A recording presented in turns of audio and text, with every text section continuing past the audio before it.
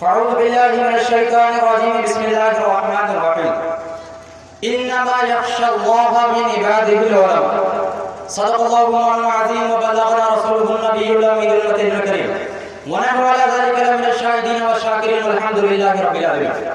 محترم حضرات، ہم جس ہستی کے تذکرے کے لیے یہاں پہ حاضر ہے اور جن کا کل شریف منایا گیا وہ کوئی عام شخصیت نہیں ہے۔ آپ روایت اٹھا کے دیکھیں، وہ ایسے ولی ہے کہ اپنے ماں کے پیٹ سے ولی پیدا ہوئے، اپنے ماں کے پیٹ سے ولی پیدا ہوئے تھے اور دنیا میں آنے سے پہلے ان کی ولادت کی بشارت ملی تھی۔ حضور مفتی اعظم ہند نہیں، مفتی اعظم اعظم، متقی اعظم ہند نہیں، متقی اعظم اعظم، بڑے تقوی شعار تھے حضور مفتی اعظم علیہ رحمہ۔ میرا ارادہ تو یہ تھا کہ حضور مفتی اعظم ہند کے خاندان سے میں شروع کرتا، لیکن وہاں سے شروع نہیں کروں گا۔ ان کے ابا کے حوالے سے، ان کے والد محترم کے حوالے سے دو بات کہہ کے میں رخصت ہوتا ہوں، مفتی اعظم ہند پہ آتا ہوں۔ اعلیٰ حضرت کو لوگ تان و تشریح کا نشانہ بنانے لگے اور کچھ لوگ مسئلہ کے اعلیٰ حضرت سے چڑھنے لگے۔ آج ایک محفل میں تھے، مفتی شعیب صاحب قبلہ تھے اور حضرت مفتی حسن رضا صاحب تھے۔ مسئلہ کے اعلیٰ حضرت پر کچھ لوگوں کو اعتراض ہے اور مسئلہ کے اعلیٰ حضرت کا نعرہ نہیں لینا چاہتے۔ اعلیٰ حضرت کی شخصیت اس دور میں سنیت کی پہچان ہے۔ جو اعلیٰ حضرت سے بغض رکھتا ہے وہ سنی نہیں بلکہ گمراہ ہے۔ یہ میں نہیں کہتا، میں ایک عبارت پڑھتا ہوں جن کو میں حجت مانتا ہوں، ان کی عبارت پڑھتا ہوں۔ شیخ حرم ہے، حرم مکہ کے شیخ الحدیث ہے، بہت بڑے محدث ہے حضرت محمد مغربی رحمۃ اللہ تعالیٰ علیہ۔ شیخ حرم مکہ کے شیخ الحدیث ہے، وہ کیا فرماتے ہیں؟ اذا جاء رجل من الهند نسأله عن الشيخ احمد رضا فإن مدحه علمنا انه من اهل السنة وإن ذمه علمنا انه من اهل البدعة وهذا هو المعيار عندنا۔ حضرت محمد مغربی رحمۃ اللہ علیہ بہت بڑے محدث ہے، شیخ حرم ہے، وہ فرماتے ہیں اگر ہندوستان سے کوئی شخص مدینہ طیبہ آتا ہے، مکہ المکرمہ آتا ہے اور مجھے اس کو پہچاننا ہوتا ہے کہ یہ سنی ہے یا گڑبڑ ہے، تو میں کیا کرتا ہوں؟ میں اس سے پوچھتا ہوں کہ تم احمد رضا کو پہچانتے ہو؟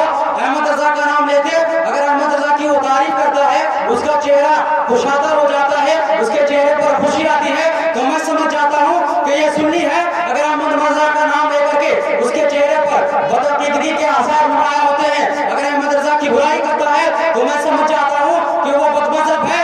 وہذا هو المعیار عندنا، ہمارے نزدیک یہی کسوٹی ہے، اسی سے میں پہچانتا ہوں کہ کون سنی ہے کون بدمذہب۔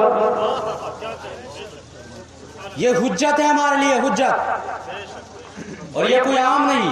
ایک شعر کہا ہوں، اسی ضمن ایک شعر کہا ہوں میں، ہاں شاعر کرام، یہ کوئی عام نہیں شیخ حرم کی ہے صدا، یہ کوئی عام نہیں شیخ حرم کی ہے صدا، حق و باطل کے ہے معیار بریلی کی رضا، حق و باطل کے ہے معیار بریلی کی رضا، یہ کوئی عام نہیں شیخ حرم کی ہے صدا، حق و باطل کے ہے معیار بریلی کی رضا۔ اور اعلیٰ حضرت امام احمد رضا کے متعلق قاضی القضات فی المکۃ المکرمہ، مکۃ المکرمہ کے قاضی القضات، کچھ لوگ جو گڑبڑ ہے وہ مکہ مدینہ کی بڑی دلیل دیتے ہیں، وہاں چاند ہو گیا تو ہم ہی نماز پڑھیں گے، لیکن اعلیٰ حضرت کی بات آئے گی تو نہیں مانیں گے۔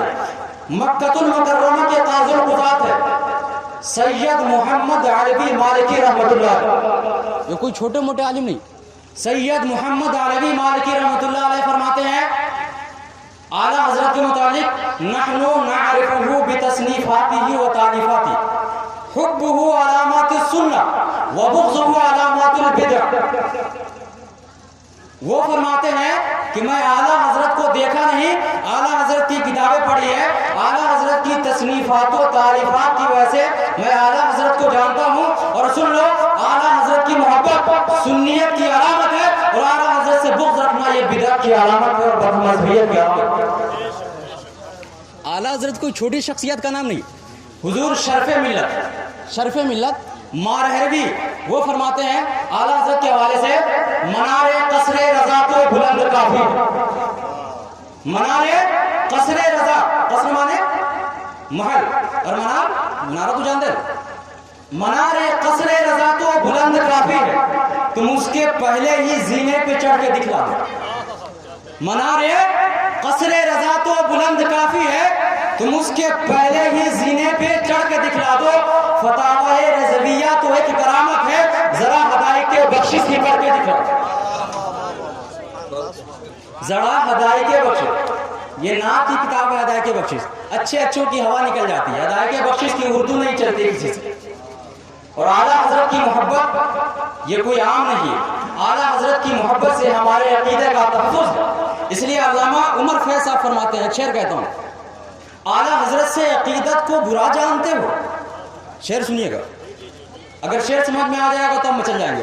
اعلیٰ حضرت سے عقیدت کو برا جانتے ہو، اس عقیدت نے عقیدوں کو بچا رکھا، اس عقیدت نے عقیدوں کو بچا رکھا ہے، اس عقیدت نے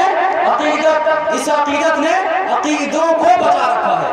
اعلیٰ حضرت سے عقیدہ ہے تو انشاءاللہ ہم کبھی گمراہ نہیں ہوں گے، بولیے نا بھائی، بولیے، کبھی گمراہ نہیں ہوں گے۔ اسی اعلیٰ حضرت کے بیٹے، چھوٹے بیٹے، دو بیٹے تھے، چھوٹے والے بیٹے حضور مصطفیٰ رضا خان کے عرس کی تاریخ ہے، ابھی ان کے کل شریف کا موقع تھا، ان کے اوپر میں گفتگو کروں گا۔ اس سے پہلے درود پاک پڑھیں، اللہم صلی علی سیدنا شفیعنا۔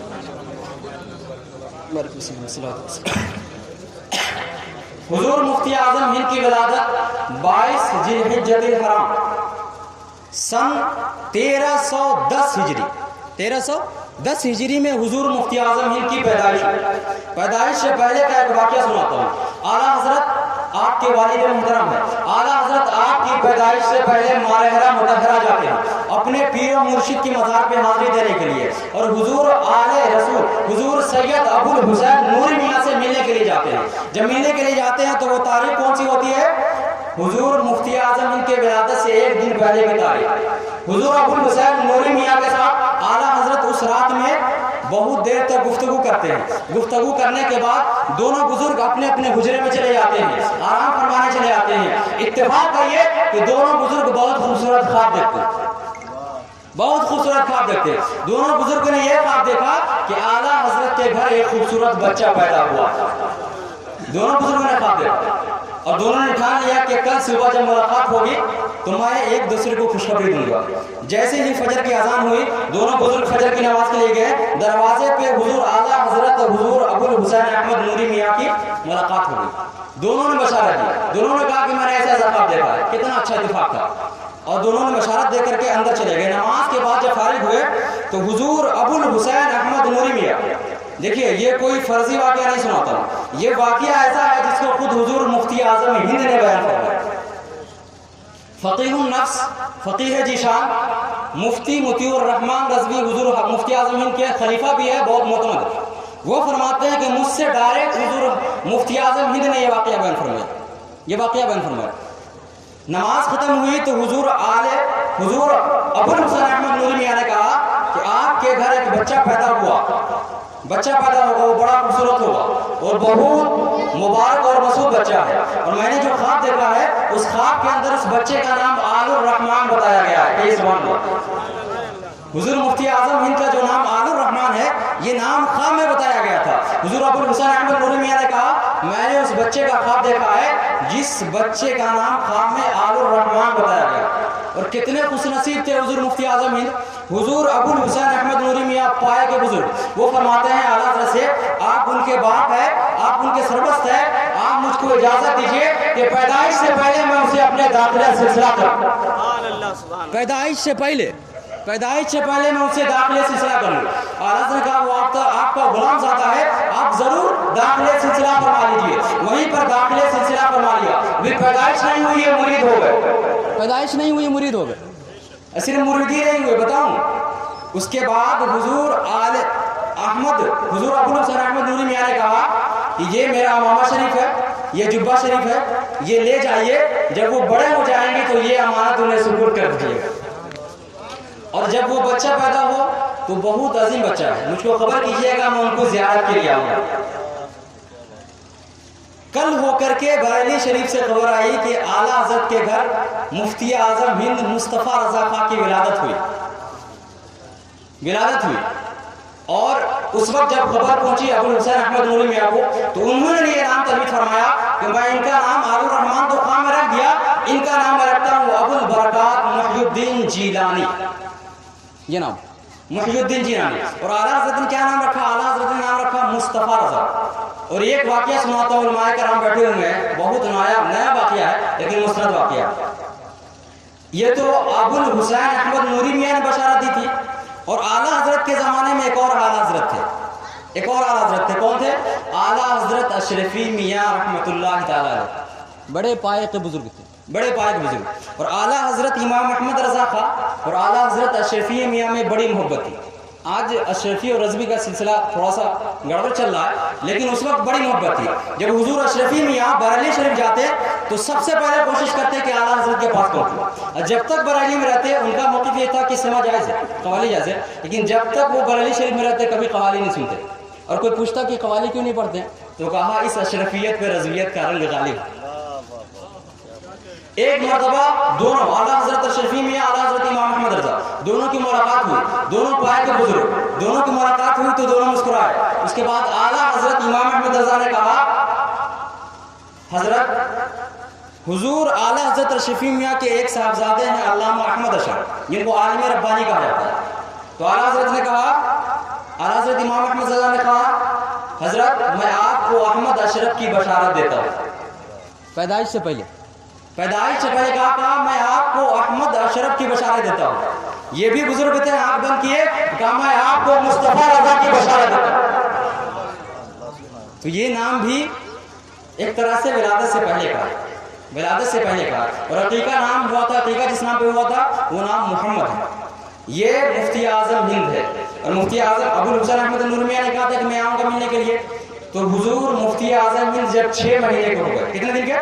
6 مہینے کے ہوئے تو حضور ابو الحسین احمد نوری میاں پہنچ گئے. 6 مہینے کے اندر بچے کو بولنا بھی نہیں آتا. ابو الحسین احمد نوری میاں پہنچے اور صرف یہ نہیں کہ حضور مفتی اعظم ان کو مرید کیا، ان کے اندر جتنے بھی سلاسل کی اجازت تھی اسی وقت 6 مہینہ 3 دن کی عمر میں تمام سلاسل کی اجازت مرحمت فرما. یعنی 6 مہینے کی عمر میں وہ مرید نہ ہوئے بلکہ پیر ہو گئے اپنے زمانے میں. ابو الحسین احمد نوری میاں نے کہا کہ یہ بچہ جو ہے نا احمد رضا سے، امام احمد رضا سے، یہ بچہ ولی ہے. کیا کہا؟ ولی ہے. کہیے نا سبحان اللہ. یہ بچہ ولی ہے، یہ بچہ ولی ہے. اللہ تعالیٰ اس سے دین کی بہت سی خدمات انجام دے. بے شک یہ مفتی اعظم ہند ہے، یہ مفتی اعظم. 2 واقعہ سنا کے رخصت ہوتا ہوں، وقت زیادہ نہیں. اتنے بڑے عالم تھے لیکن اتنے اخلاق مند تھے. ایک واقعہ سناتا ہوں طبیعت خوش ہو جائے گی. ایک شخص امروہہ میں رہتا تھا. امروہہ یہ مراد آباد ہی کا ایک حصہ تھا. امروہہ پہلے مراد آباد ہی کا حصہ تھا. اس کا نام تھا ملا توفیق. ملا توفیق نامی شخص مراد آباد کا امروہہ کا تھا، امروہہ میں رہتا تھا. اور اس کا خیال یہ تھا کہ علماء اہل سنت اپنے علماء کی بڑی تعریف کرتے ہیں. اہل سنت اپنے علماء کی تعریف میں بڑا مبالغہ کرتے ہیں. حقیقت میں وہ ایسے نہیں ہوتے، یہ بڑھا چڑھا کے بیان کرتے ہیں. اتفاق یہ ہوا کہ کسی کام سے وہ بریلی شریف پہنچ گیا. کہاں؟ بریلی شریف. بریلی شریف کا نام آئے تو ابھی نے بتایا اعلیٰ حضرت کی محبت سنیت کے علامت ہے. تو بریلی شریف کا نام آئے تو اب چمک جایا کیجیے، دمک جایا کیجیے. بریلی شریف پہنچا کسی کام سے. جب وہ کام نپٹا لیا سوچا ابھی وقت کچھ باقی ہے تو مصطفیٰ رضا کا تذکرہ لوگ بہت کرتے ہیں تو چلو دیکھ لیتے ہیں وہ کیسے ہے، وہ واقعی اس تعریف کے مستحق ہے یا یوں ہی مبالغہ آ رہی ہے. وہ شخص کہاں پہنچا؟ حضور مفتی اعظم ہند سے ملے. ظہر کی نماز ہو چکی ہے.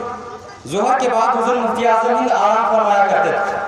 وہ شخص دروازے پہ دستک دیا، کئی بار دستک دیا تو ایک بوڑھا شخص اندر سے بڑی تیزی کے ساتھ آ کر کے دروازہ کھولا. وہ شخص ملا توفیق خود کرتا ہے کہ وہ شخص کے آنے کی وجہ سے لگ رہا تھا کہ وہ دوڑ کے آئے ہیں کیونکہ سانس کی رفتار کچھ تیز ہو گئی. اندر آئے اس کے بعد بیٹھا کر کے وہ بوڑھے شخص اندر چلے گئے. اندر گئے اور جب واپس آتے ہیں اندر سے تو ان کے ہاتھ میں پانی کا گلاس اور چہرے اور بدن پہ کرتا بھی پہن لیے ہوئے.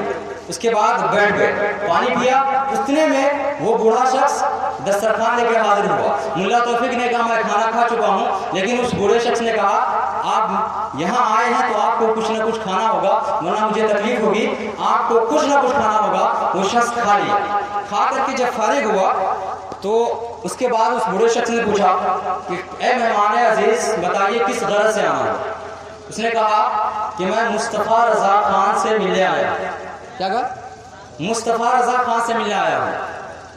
وہ بوڑھے شخص نے کہا کہ اسی ناچیز کو لوگ مصطفیٰ رضا خان کہتے ہیں. اسی ناچیز کو لوگ مصطفیٰ رضا خان کہتے ہیں. قدموں پہ گرا, معافی مانگی, ارے آپ مصطفیٰ رضا خان ہیں, میں تو سمجھ رہا تھا کہ آپ اس گھر کے خادم ہیں, مجھ سے غلطی ہو گئی, آپ سے میں نے اتنی خدمت انجام دی, میں تو سنا کرتا تھا, علماء اہل سنت کی تعریف سنا کرتا تھا, لیکن آج مجھے یقین ہو گیا کہ اہل سنت مبالغہ نہیں کرتے, ان کے علماء واقعی اس بات کے حقدار. اتنے پہ نہیں, اس کے بعد حضور مفتی اعظم ہند اندر گئے, دسترخوان لے کے گئے, اس کے بعد چائے لے کے تشریف لائے. چائے لے کے تشریف لائے, وہ رونے لگا, کہا مجھے شرمندہ مت کرے, آپ اتنے بڑے مفتی اور آپ میری خدمت کریں گے. جب بات ہو گئی تو وہ شخص چلنے لگا, ٹھہرو ابھی کچھ دیر ٹھہرو. مفتی اعظم ہند اندر گئے. اس کے بعد جب واپس ہوتے ہیں تو آپ کے ہاتھ میں ایک تحفے کی تھیلی ہے. کہیے سبحان اللہ. بغیر بلائے مہمان, کھلائے بھی پلائے بھی اور جاتے وقت تحفہ بھی. کہا گھر میں ابھی کچھ نہیں ہے, اس میں چند لڈو ہے اور چائے میں کھانے کے لیے کچھ پاپے, آپ اسی مختصر تحفے کو قبول فرما لیں. تو کہا مجھے شرمندہ کیوں کرتے ہیں؟ حضور مفتی اعظم ہند نے کہا ارے آپ کی وجہ سے ایک مہمان نوازی سنت ہے, اس سنت پہ میں عمل کر لیا. آپ کی وجہ سے مہمان کو ودا کرتے وقت تحفہ دینا سنت ہے, آپ کی وجہ سے مجھے دو سنت پہ عمل کرنے کی توفیق مل گئی, اس سے بڑھ کے میری خوش نصیبی کیا ہوگی. وہ شخص تحفہ لے کے گھر پہنچا, اس کی خوشی کا عالم نہیں. وہ خود کہتا ہے کہ میں آج تک کوئی سامان اتنا سنبھال کے نہیں لایا تھا جتنا سنبھال کر مفتی اعظم کا تحفہ لایا. اور چند چیز تھی, وہ کہتا ہے کہ میں اپنے گاؤں کے تمام لوگ وہ بلا کر کے وہ شیرنی بانٹتا تھا, اور سب سے کہتا جاتا تھا کہ وہ اس عظیم ہستی کا یہ تحفہ ہے جسے اگر کوئی زندہ والی دیکھنا ہو تو جا کر کے بلے شریف میں دیکھے. اور لوگ سے کہتا تھا کہ میں تو سنتا ہوں کہ علماء کرام سنتوں کے عاشق ہوا کرتے ہیں, لیکن آج میں نے دیکھ لیا کہ حضور مفتی اعظم ہند واقعی سنتوں کے بہت بڑے عاشق. یہ مفتی اعظم ہند ہے, اتنے بڑے ہو کر کے ایسے, اور تفصیل سے میں بیان نہیں کرتا, ایک واقعہ سنا کر رخصت ہوتا ہوں. حضور مفتی اعظم ہند علیہ الرحمہ کی شخصیت بہت مسلم تھی. اگر ہندوستان کا کتنا ہی بڑا عالم ہو, پاکستان کا کتنا ہی بڑا عالم ہو, بنگلہ دیش کا کتنا بڑا عالم ہو, اگر نام مفتی اعظم ہند کی آتی تو ادب سے سر جھک جایا کرتا تھا.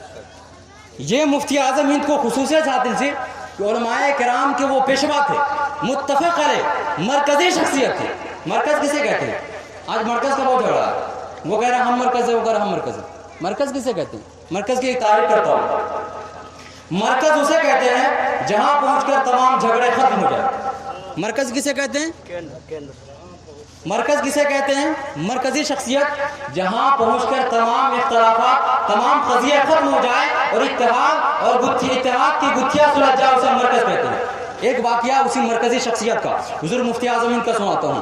حضور مفتی اعظم ہند, عرس رضوی کا موقع ہے, عرس رضوی میں علماء کرام کا ایک جم غفیر ہے, علماء کرام مکابر علماء کرام بیٹھے ہوئے ہیں. اسی عرس میں حضور مجاہد ملت بھی تشریف لائے, حضور سید العلماء بھی تشریف لائے. حضور مجاہد ملت اندر بیٹھے ہوئے ہیں. حضور مجاہد ملت حضور مفتی اعظم ہند کے پاس بیٹھے تھے, اور حضور مجاہد ملت نے کہا کہ امسال کل شریف کے وقت میں اسٹیج پر نہیں جاؤں گا. کیا کہا؟ امسال کل شریف کے وقت میں اسٹیج پر نہیں جاؤں گا. سید العلماء مارے ری بھی حاضر تھے. کیا بات ہے, کیوں نہیں جائیں گے؟ کہا اسٹیج پر علامہ عبد المصطفیٰ اعظمی حاضر ہے, اس لیے میں نہیں جاؤں گا. بولا وہ تو کیا ہوا؟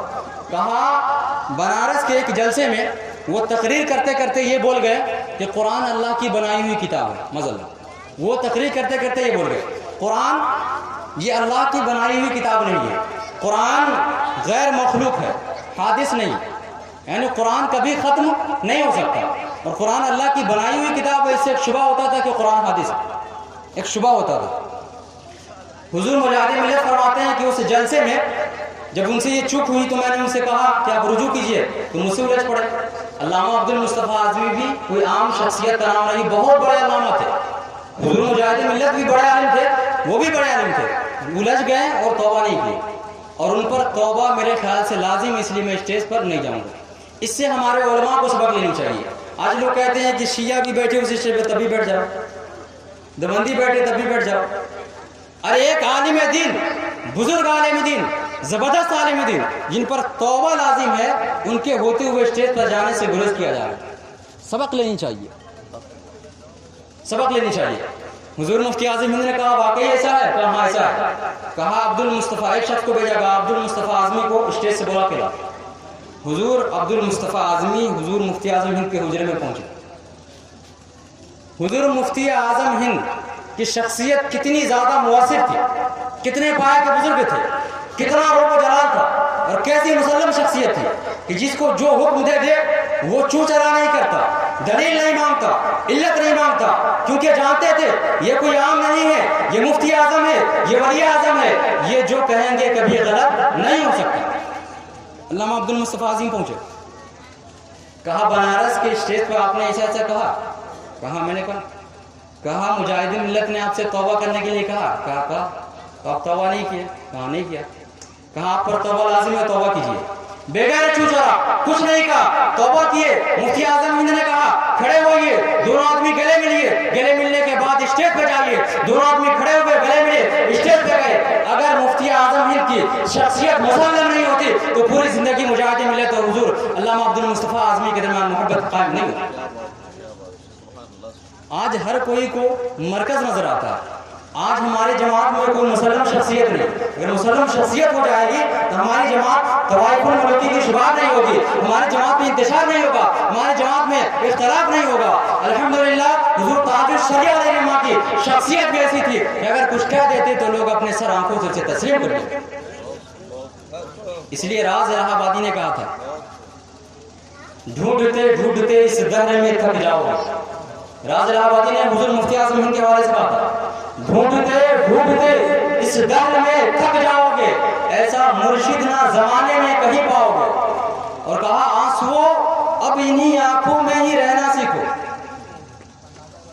آنسو اب انہی آنکھوں میں ہی رہنا سیکھو، دامن مفتی اعظم نہ کہیں پاؤ گے۔ اور حضور تاج الشریعہ نے فرمایا کہ متقی بن کے دکھائے اس زمانے میں کوئی، متقی بن کے دکھائے اس زمانے میں کوئی، ایک میرے مفتی اعظم کا تقویٰ چھوڑ کر۔